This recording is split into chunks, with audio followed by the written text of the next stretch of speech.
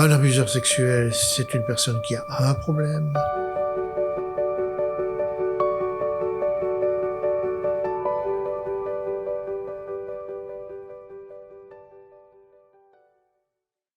Docteur Michel-Henri Martin, psychiatre. J'ai 80 ans, depuis très peu de temps, et je pratique depuis 1974. Au départ, j'étais très ouvert sur différentes possibilités et j'ai pensé être entré en études d'ingénieur parce que j'étais passionné par la physique, par les maths, par tout cela. Et j'ai fait mes humanités gréco-latines et avec une année de spécialisation préparatoire à l'examen d'entrée ingénieur. Et ça m'a lassé très vite d'être dans l'abstraction, d'être dans le conduire au concret, mais après tout un parcours qui est un parcours fort mathématique et abstrait.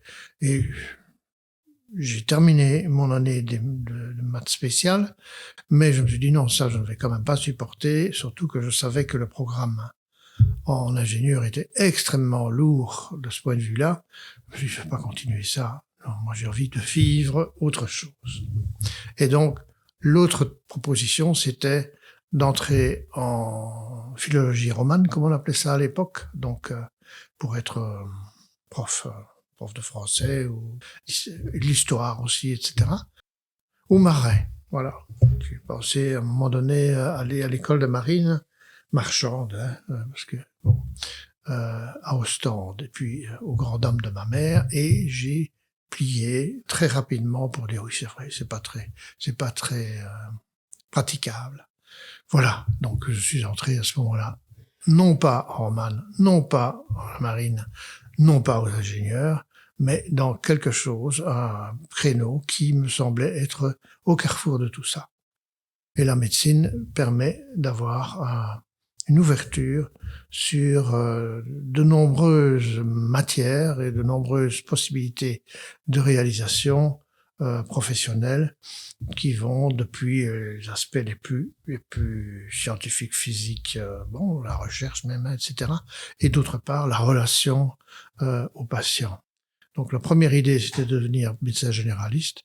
Et puis j'ai fait un stage absolument, comment va-t-on dire, éclairant en psychiatrie. Je me suis dit, c'est ça que je dois faire. Voilà.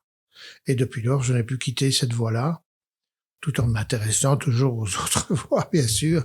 Et là, c'est toute la part culturelle qu'on peut avoir dans sa vie, et notamment par la littérature, le cinéma, etc. Je suis toujours resté, je suis pas enfermé dans une pratique du tout. Et dans la relation, il y a bien sûr la relation avec les patients en médecine, il y a la relation avec les patients et il y a la relation avec les collègues. Donc on est entre personnes qui, dans les services où j'ai travaillé, se considèrent, pas parce qu'on est médecin qu'on est au-dessus ou en dessous de rien du tout, et les autres non plus, et on se considère comme égaux, non pas sur le plan intellectuel et formatif, mais sur le plan, je dirais, de la responsabilité de ce qu'on fait.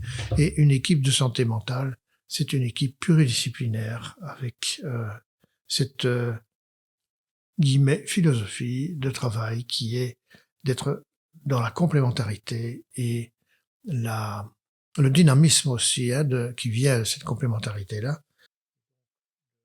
Toujours penser d'abord partir de sa perception par rapport à la personne et avec une exigence en ce qui me concerne de comprendre, bien entendu, de ne pas venir avec des schémas préétablis en disant tel signe égale telle chose, tel diagnostic. Non, c'est chaque fois comprendre le particulier à chacun son histoire et voilà. Donc, et ça, alors, mis en commun avec les autres. Il y a donc des psychologues, il y a donc des assistants sociaux, il y avait des logopèdes, etc. Donc, on était chaque semaine mis ensemble autour des situations. Ça, c'était il y a, je veux dire, au début, fin des années 70, début des années 80. C'était absolument idéal puisque nous commencions tous en même temps à pratiquer de cette façon-là avec la création de services à partir des années 75, oui. 80, c'était la concrétisation de ça dans le développement, notamment dans le cadre de la AIGS, de multiples services équivalents à ce que je viens de dire. Passionnant, très amusant, faut le dire, quand même très important de souligner on peut travailler et être sérieux, et d'autre part avoir du plaisir à être dans quelque chose qui est dynamique, qui est novateur, dans le sens d'approcher les personnes et leurs problèmes d'une façon qui est plus globale, holistique, comme on dit. À partir de là, l'évolution de la société, puisqu'on parle des 80, on a donc 45 ans derrière nous, l'évolution de la société a produit une série de nouvelles questions, de nouveaux problèmes à résoudre sur le plan, je dirais, des ressources personnelles, de la formation des personnels, alors, donc de ceux qui ont à travailler dans ce cadre-là, des ressources des patients, etc., et de la formation aussi de base, une formation, je dirais, pour aboutir à un poste, que ce soit psychologue, où tout était inventé, puisque en 70, il y avait pratiquement pas de faculté de psychologie, sinon elle était embryonnaire et débutante. Et maintenant, ils sont 600, je crois, ce qui est évidemment un problème, puisqu'on a la pléthore et on a une diminution parallèle tout à fait évidente de la qualité de l'enseignement. Il n'y a pas le temps de s'occuper, je dirais, de façon plus personnalisée de la formation des professionnels. Progressivement, étant donné que l'AIGS est un gros organisme qui emploie pour le moment, donc en 2025, 700-800 personnes, qui sont des professionnels. Tous ne sont pas des professionnels de la santé mentale, mais il y a aussi des formateurs, dans le secteur social, il y a pas mal de monde aussi. Enfin, c'est un gros organisme comme ça. Et donc, on a toujours été un interlocuteur au niveau wallon, certainement. Et puis, au niveau international, on va dire, on a été associé à tout ce qui se faisait comme projet novateur en Europe, avec des fonds européens pour développer certains créneaux précis, dont ceux qui concernent les auteurs d'infractions à caractère sexuel, dont je parle parce que j'y suis pour le moment, et c'est la dernière chose que j'ai encore comme activité, comme responsabilité. Je suis dans les années 1990, oui, depuis 85-90, dans ce qu'on appelait à l'époque le comité représentatif du secteur des services de santé mentale, ça s'appelait autrement, et c'est un organe de la gestion des services dépendants de la région wallonne qui regroupait des représentants de différents services de santé mentale, avec de temps en temps des experts venant de l'extérieur. Donc c'était très passionnant, c'était très ouvert, oui, construisant une conception de soins. Tout ce qui a été mis en place à ce moment-là est toujours valable, mais il faut qu'il y ait constamment une adaptation par rapport à ces aspects qui peuvent être soit des carences du système, soit des problématiques vraiment encombrantes, je vais dire, chez les personnes. Pour le dire autrement et d'une façon extrêmement claire, on commence avec une conception psychanalytique du rapport à l'autre, de la relation à l'autre et de la relation thérapeutique, et on est actuellement dans du comportementalisme pur et dur, avec des critères qui se définissent selon des grilles et des propositions de soins qui sont essentiellement comportementales à beaucoup d'endroits. Je pense qu'ici, nous faisons encore autrement, comme avant, parce qu'on inclut le temps qu'il faut pour rencontrer la personne. On a, j'y reviendrai, étant donné la conception du suivi des auteurs d'infractions sexuelles, on a la chance d'avoir le temps, puisque le temps est inscrit dans un temps de probation qui généralement va jusque 5 ans rarement moins. Et puis on peut se dire aussi que il faut le temps de l'installer et puis le temps d'en sortir.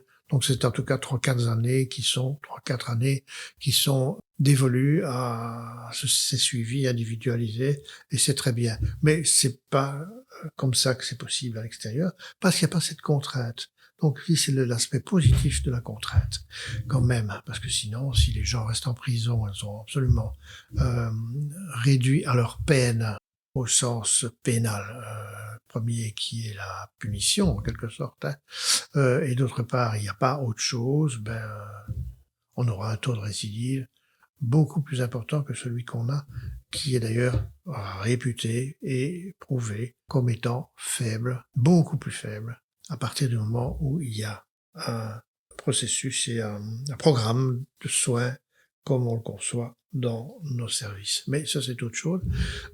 Je reviens au point de départ. Donc, on est dans une situation où Affaire Dutroux surgit en, je ne veux pas me tromper sur les dates, mais puisque c'est en 98 qu'on a fait les accords de coopération, donc 95, hein, je pense que c'est ça. La question du temps, il faut toujours avoir ça clairement sous les yeux, sinon on est peut-être approximatif. Mais donc l'affaire Dutroux, c'est un séisme de la perception du public de ce que sont les abuseurs sexuels. Tout le monde pense, c'est ça, un abuseur sexuel. Non, c'est un psychopathe. Et à ce moment-là, il y a un très grand mouvement qui se met en route, qui est remarquable, et quand on prend ça sur un plan, je dirais, de construction historique d'un système de soins et de réponse judiciaire et tout, ça aboutit, après la commission de Hahn qui a fait 200 propositions, si je ne me trompe, c'est peut-être 100, mais enfin c'est un nombre important, et dans les propositions, il y avait s'occuper des auteurs d'infractions sexuelles en termes sociaux et en termes médicaux et psychologiques. Donc, qu'est-ce qu'on fait à partir de là?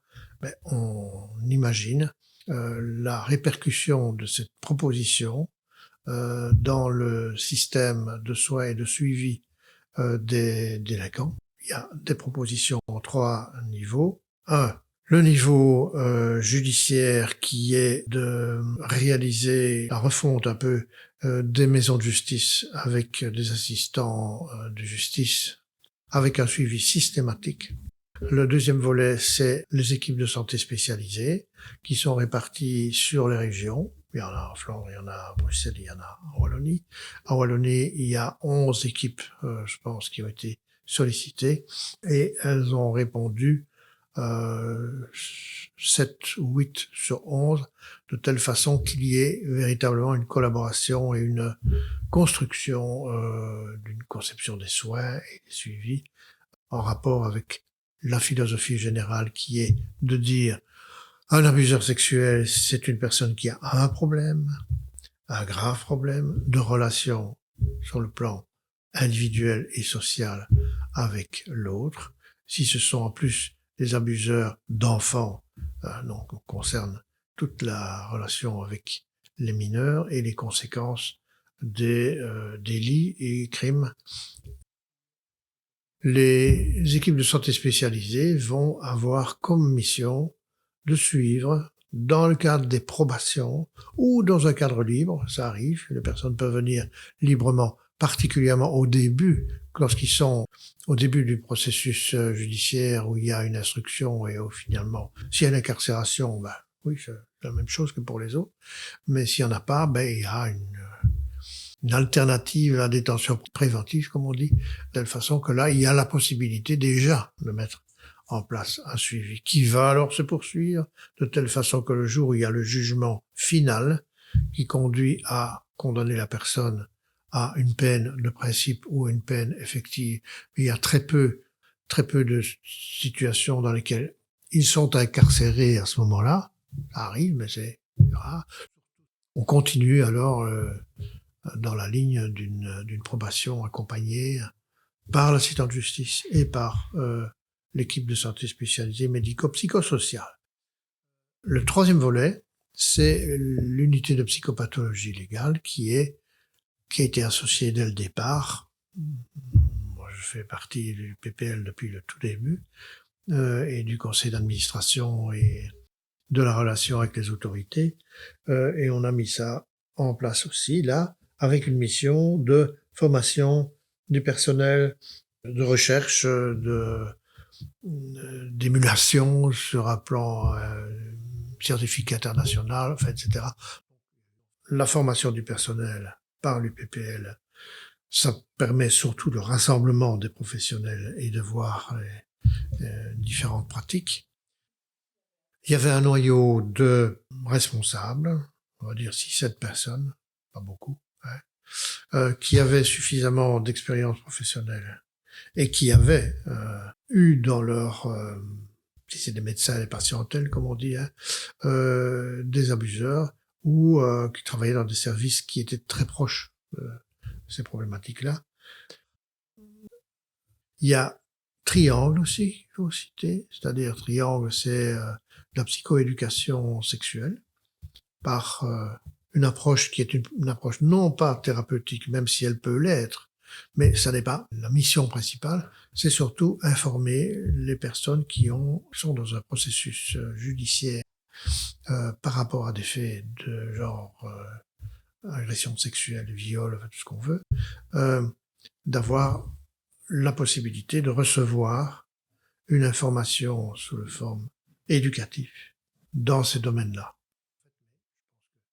Rester sur le créneau équipe santé spécialisée. Alors là, ça commence, les premières équipes se mettent en place en 1999. L'arrêté date d'octobre, donc on a tout de suite la possibilité de former des équipes. On est probablement à, grosso modo, une cinquantaine de personnes. Peut-être plus, peut-être moins, tout ça est à vérifier, parce que tout ça évolue, mais moi je ne fais plus attention à ces aspects-là actuellement, bien entendu. Je me concentre uniquement sur, ici, une ou deux équipes, voilà. Et le TSI, ne l'oublions pas, j'y viendrai un petit peu après. Nous avons donc derrière nous 25 ans d'histoire, avec 25 ans de bilan progressif et comparatif. Les équipes sont toutes différentes les unes des autres. Nous avons ici une pratique qui est l'héritage de la conception, je dirais, des services de santé mentale ambulatoires depuis les années 70 même, hein, 80, holistique, pluridisciplinaire, et de considérer que finalement la personne c'est à la fois un corps, bien entendu, puisqu'il y a les aspects pulsionnels, il y a, en ce qui concerne les abuseurs, l'aspect pulsionnel, la grande idée de l'époque, tout au début, de certains était de mettre sous castration chimique à peu près tout le monde, ce qui s'est avéré une aberration et contre-productif et en plus éthiquement difficilement acceptable pour beaucoup. La castration chimique, c'est donner une hormone qui bloque les hormones sexuelles mâles, puisqu'on a affaire ici essentiellement à des hommes en plus, hein, 95% je crois, qui bloque les hormones mâles, testostérone et autres, de telle façon que la pulsion reposant quand même sur l'existence d'appétit, j'allais dire, sexuel, qui sont évidemment issus de fantasmes aussi, ou associés à des fantasmes, mais le fait de couper, dans tous les sens du terme, l'émergence de ces fantasmes et des pulsions qui sont associées et qui sont donc à ce moment-là responsables de passage à l'acte problématique, elle modifie quelque chose qui est naturel chez la personne, en réduisant, bien sûr, c'est le but, l'apparition de ces moments problématiques sur le plan pulsionnel, mais en même temps en modifiant, notamment sur le plan, je dirais, des caractères sexuels et de la perception du corps, en modifiant de façon flagrante cela. Donc le bénéfice de pouvoir avoir une diminution, parfois c'est même une disparition, des comportements problématiques sur le plan sexuel, malheureusement associées à différentes modifications qui retentissent alors sur l'identité, sur l'image corporelle, sur etc. Donc, pour ce qui est des prescripteurs, dont j'ai été quelquefois, mais toujours avec beaucoup de réticence, on vient d'avoir un exemple, où on se dit il y a une telle souffrance chez la personne qui est soumise à ses pulsions, à ses fantasmes, et avec le risque permanent de passage à l'acte tout en étant, en l'occurrence, dans un processus de contrôle, ça peut aboutir à ce que s'il y a un acte grave, agi, donc un acte, quelque chose qui est agi, il y a révocation, et voilà. C'est toujours réversible. C'est un peu théorique ce que je dis là, mais si on restitue les capacités sexuelles d'une personne, il faut qu'il y ait compris qu'il n'y a plus à faire la base d'un comportement problématique sur le plan relationnel et social et judiciaire. Au minimum, il y a des équipes qui sont réduites à leur plus simple expression, puisqu'il faut un psychiatre, un psychologue ou une assistante sociale. Il faut ces trois volets-là, plus un personnel de type, je dirais, secrétariat et coordination interne. Ça, c'est idéal. Dans la réalité, c'est parfois traduit par une équipe locale, une espèce d'antenne, si on veut, dans laquelle il y a un temps plein, un quart, quoi, quelque chose comme ça. Et il y a un psychologue, il y a une psychologue, et il y a pas de médecin. Et ça, de toute façon, le problème est abandonné maintenant, même carrément, puisqu'on ne trouve plus de psychiatres candidats dans ce secteur-là. Parce que sinon, il y a de quoi. D'une part, il y a tout de même toutes les problématiques qui concernent les internés, où il y a, de façon évidente, dans l'ancienne loi et dans la nouvelle, le fait qu'il y a un trouble mental, une maladie mentale, comme on disait, mais on ne dit plus ça comme ça, un trouble mental à la base des comportements, donc il y a intérêt à ce qu'il y ait une perception et une évaluation qui se fasse sur le plan psychiatrique et psychologique au sens plus large et psychosocial encore de façon plus large. Au début, il y avait beaucoup la conception, dont la mienne, de considérer que la psychopathie était une maladie. C'est un trouble de la personnalité qui conduit à des conséquences extrêmement graves dans certains cas. Donc, on s'est trouvé au départ avec cette population-là aussi. Il y a la psychose, les pervers, évidemment. Donc, là, c'est une organisation de la personnalité qui est fixée souvent. Bon, mais donc une proposition thérapeutique se justifie toujours, dans tous les cas. Je viens de voir un nom ici sur un document de quelqu'un qui est dans le système depuis 30 ans et qui n'est pas interné, mais qui de mesure en mesure progressive, avec des mises à la disposition du gouvernement, comme on disait avant, et maintenant du procureur, peu importe, est suivi pendant autant de temps et qui est absolument fixé. On sait qu'il est fixé dans ses obsessions et donc il peut arriver un jour qu'il ne soit plus possible de le garder dans ce système de allez, on va dire coercition, non, d'encadrement strict de ces comportements délictueux. Important d'avoir un psychiatre. Alors pourquoi est-ce qu'il n'y a plus de psychiatre? Mais parce qu'il n'y a plus de psychiatre pour rien du tout. Sinon des psychiatres hospitaliers, il y en a toujours, parce que ce sont des cadres de travail qui sont très protecteurs de la qualité de vie. Il n'y a pas beaucoup, bien qu'il y ait beaucoup de problèmes à l'intérieur des hôpitaux et des troubles de comportement certainement, et pas nécessairement sexuels, tous, des personnes qui sont hospitalisées. Il y a eu tout un temps l'idée en Belgique d'arriver à fermer les hôpitaux psychiatriques. Pour moi, c'était une aberration, et mettre un système extra-hospitalier en place avec le nombre de personnes qu'il faut pour suivre un nombre de personnes important qui ont ce nombre de problèmes, c'est pas, bon, il y a quand même eu des évolutions très intéressantes, l'habitation protégée, et tout un travail social tournant autour, à partir des maisons de justice, mettre en place quelque chose dans lequel il y a des collaborations.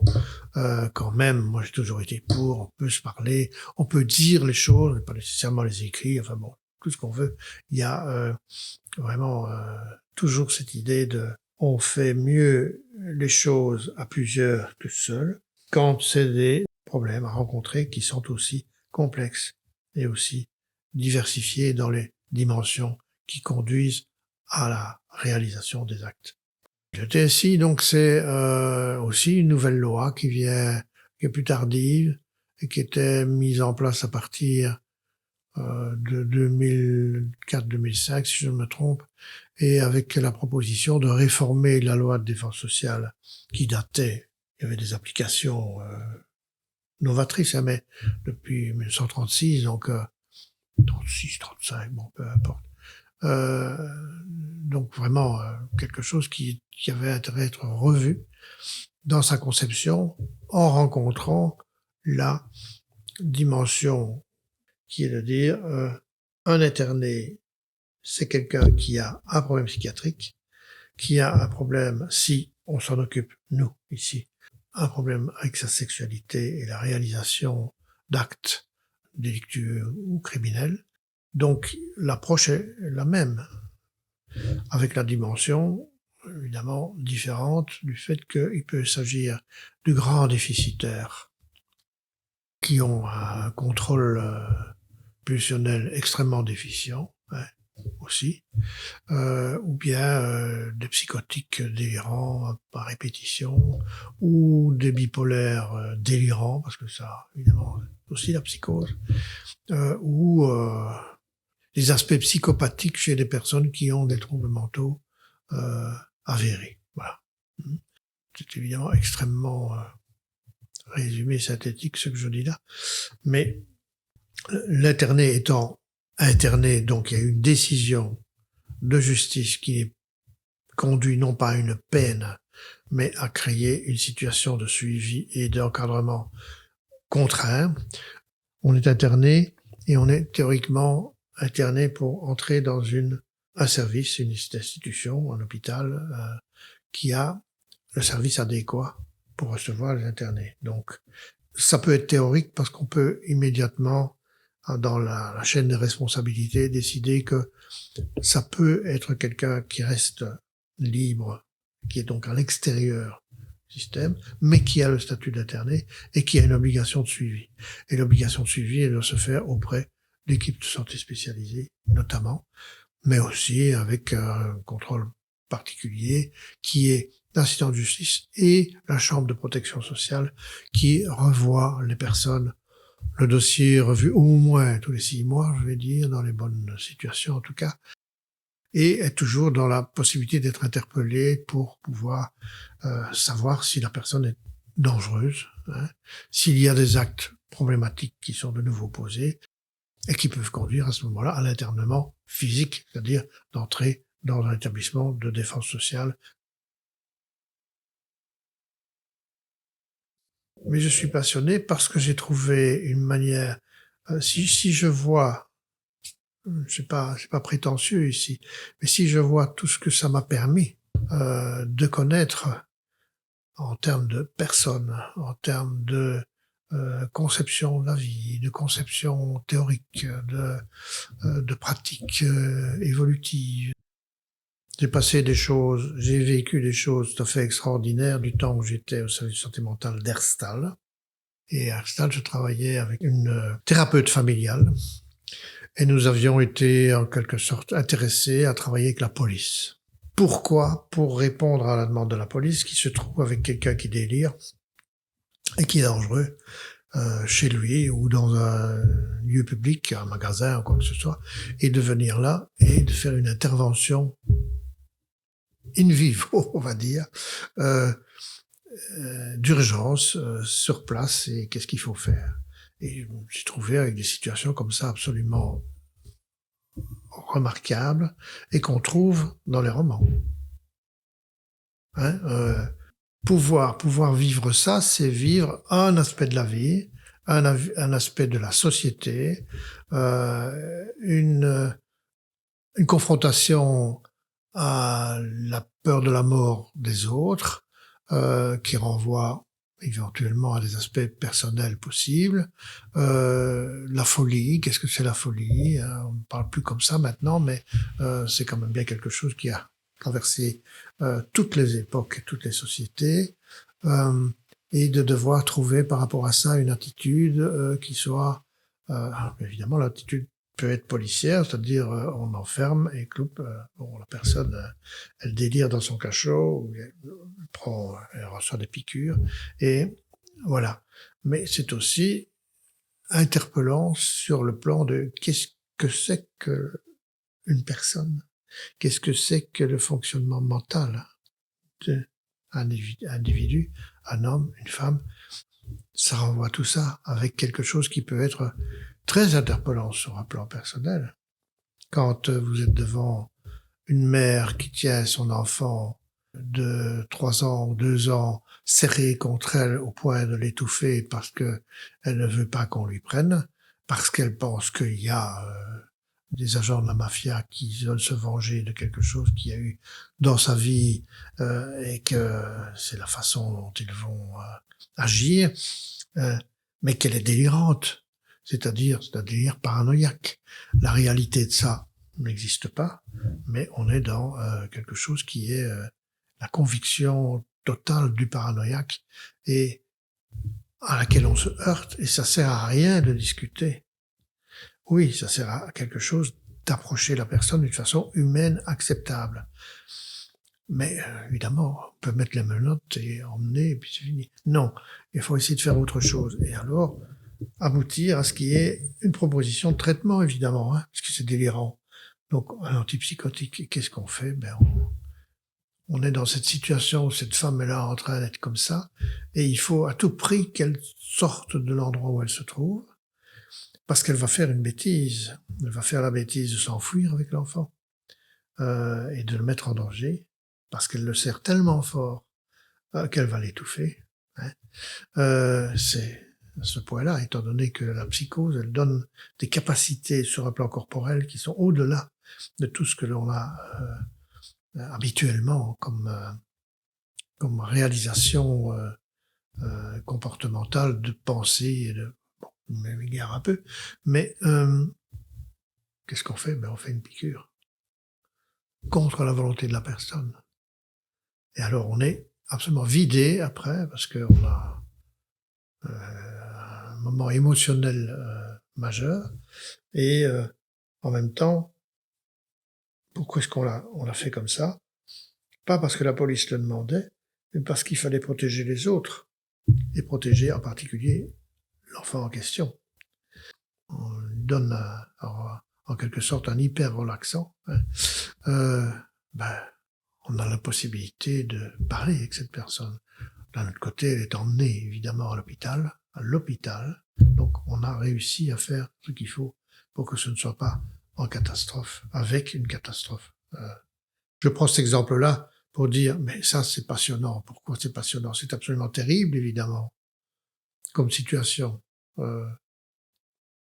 Terrible, parce que la personne, elle hurle, mais elle est obligée, par son délire, à faire ce qu'elle fait, et ce qu'elle fait est hyper problématique, hyper dangereux. Donc, il faut agir. Et c'est dans le but d'aboutir à ce que elle puisse retrouver ses moyens de contrôle de la réalité sans y projeter un délire. Un délire, c'est être hors de la réalité, hein, bien sûr, avec des conséquences qui peuvent être graves, très graves. Voilà. Bon, donc, passionnant, ça c'est une chose. L'autre chose, c'est de se dire, on est dans un congrès où on est avec des visions très contrastées de ce que sont ces problèmes d'abus sexuels et on travaille dans la comparaison, dans la construire une conception de la personne, de l'humain, de la sexualité dans la société et de la construire à plusieurs ensemble.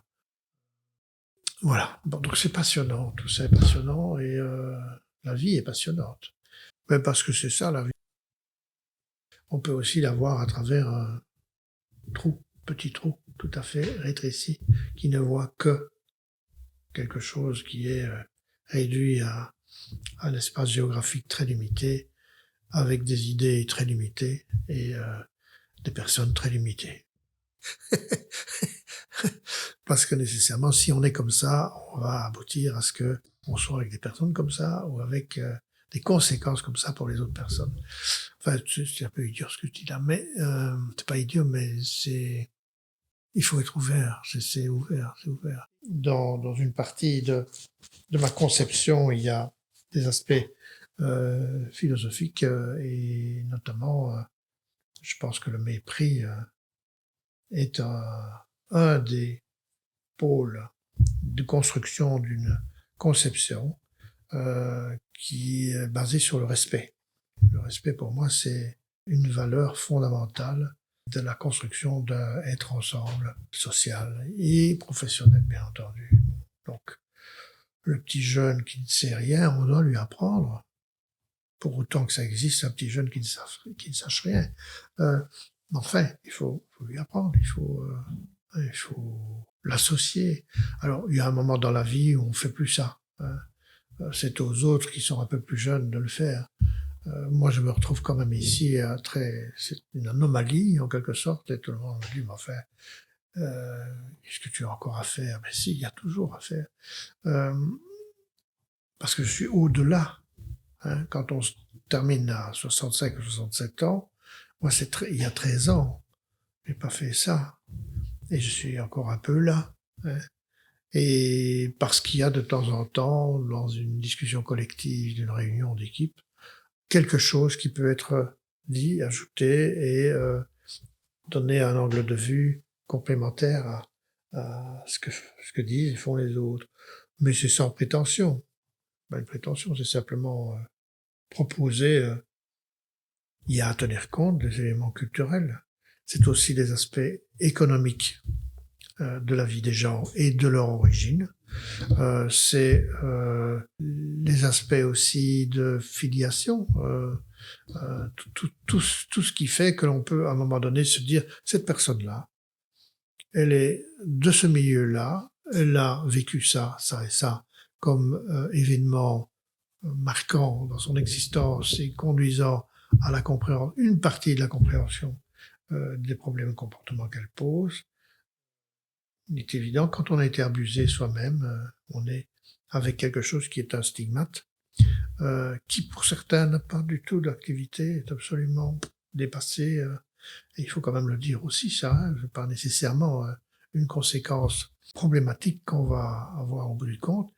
C'est pour certains une expérience qui a été dépassée par leurs propres moyens, ou parfois le moyen du milieu qui a été accueillant à ça et qui a pu parler et faire dépasser ça. Est-ce qu'il en restera des traces dans la suite? Je pense que si c'est un abus sur mineur et que le mineur a apporté ça en soi, il y aura nécessairement une permanence de cette référence-là en lui. Mais par contre, c'est quand même justement un comportement extrêmement grave parce qu'il y a des conséquences psychologiques et à partir de là, sociales, familiales, conjugales, tout ce qu'on veut, qui sont problématiques. Je ne sais pas si je suis clair, mais est-ce que c'est une retraite ou est-ce que c'est finalement l'acte final que l'on a tous à faire? C'est pas un acte, c'est une situation finale à vivre. C'est la fin de la vie. Hein. Donc, mais je m'oriente quand même vers une vie dans laquelle je vais de plus en plus vers une vie. Je n'aime pas le mot loisir parce que c'est trop léger. Une vie dans laquelle je n'ai plus d'obligation. Quand vous avez un travail à faire dans un cadre comme celui-ci, ou dans le cadre de consultations privées, parce qu'il y a eu tout ça aussi. Hein. Ben bon, ben vous êtes tenu à répondre. Moi, j'ai aussi un autre mot-clé pour moi, c'est la responsabilité. Il faut être responsable. Et responsable, c'est pouvoir répondre de ses actes et de la valeur que l'on accorde à certains actes qui se situent dans un ordre de respect, justement, hein, le respect des autres, une conception de la personne qui soit centrée sur l'originalité foncière de chacun et d'autre part sur promotion, guillemets, de ça par la personne elle-même, mais aussi par tous ceux qui peuvent aider à cela. Donc voilà, donc moi je pense que ici j'ai fait mon temps, hein, c'est bon. J'ai plutôt envie de lire, comme toujours d'ailleurs, des romans, hein, ou d'aller au cinéma. Et puis de vivre sa vie avec des autres et beaucoup d'amis. Et je dois dire que quand même une vie. Mais on se gâte dans le bon sens du terme. C'est-à-dire des gâteries, hein. C'est aussi des bonnes choses, hein, des bonnes choses qu'on mange et que voilà. On peut se gâter aussi au point d'être pourri, mais bon, on se préserve de ça, hein. Donc je suis gâté par la vie parce que j'ai eu quand même tout ce que je trouvais important, je l'ai eu. J'ai quand même écrit un bouquin qui s'appelle Hédonisme et responsabilité pour une éthique du plaisir. Plaisir d'être ensemble, le plaisir de travailler ensemble, le plaisir d'être humain, le plaisir d'être homme par rapport à femme, enfin tout ça, tout le plaisir. Et hédonisme, c'est une conception philosophique qui met en avant le besoin de plaisir, mais pas à n'importe quel prix, donc responsable. Il y a des limites. Et l'hédonisme non responsable, c'est le prototype, on va dire un truc absolument très très simple, mais c'est les hyper riches, les gens qui font ce qu'ils veulent, qui finalement infiltrent cette conception égocentrique qui est totalement et totalitaire aussi, hein. Le totalitarisme, le libertarisme, c'est ça aussi, hein, c'est la liberté complète d'entreprendre et voilà. Dans la société avec tous les dégâts que ça fait et tous les gens qui tombent à côté parce qu'ils n'ont aucune valeur pour ces gens-là. Donc ça pas responsable et une éthique pour le plaisir parce que l'éthique peut être au service du plaisir, hein, au service ou en tout cas compatible avec le plaisir, pas associer plaisir et faire n'importe quoi. Donc une éthique, surtout dans la relation, une éthique relationnelle, voilà. S'il y a une empreinte, ça peut être celle-là. Je veux bien, oui. Je veux bien, oui. C'est sûr, c'est bien. Maintenant, il faut pas se faire d'illusions. Il faut une génération et c'est fini, hein, on a disparu. C'est pas vécu, c'est plus vécu. Concrètement, quand on est encore en relation avec la personne, c'est pas pour ça que je reste, hein, à tout prix, qui est non, c'est parce que ça me plaît et tout. Donc on est là dans quelque chose qui est un processus d'extinction progressive de la référence dans la réalité à une personne. Donc il faut pas rêver là, hein. Bien sûr, tout le monde sait qui c'est Napoléon, tout le monde sait qui c'est qui c'est. Non, il faut avoir beaucoup lu pour savoir effectivement de quoi il s'agit, mais parce que c'est des noms qui restent, parce qu'ils se sont inscrits dans une histoire collective, hein. L'histoire collective de la santé mentale en Wallonie, c'est quand même plus limité, hein. Voilà. Mais j'aime bien la Wallonie. C'est un pays où on est quand même libre, hein.